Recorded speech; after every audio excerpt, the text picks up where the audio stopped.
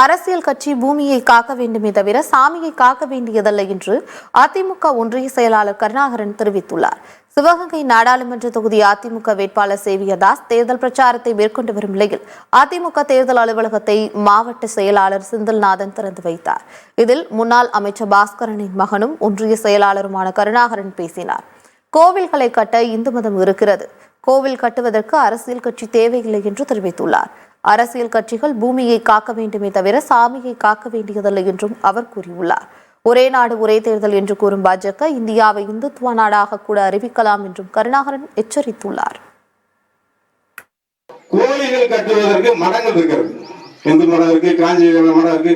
கோயில் கட்டுவதற்கு மடங்கள் இருக்கிறதுக்கு அது கட்சி தேவையில்லை. அதெல்லாம் நீங்க மக்கள்கிட்ட எடுத்து சொல்லணும். பூமியை காக்கணும், சாமியை காக்கிற இயக்கம் இல்ல, இந்த பூமியை காத்த இயக்கம் அனைத்து இந்திய அண்ணா திராவிட முன்னேற்ற கழகம் மக்களிடத்தில் எண்ணிச்சாங்க.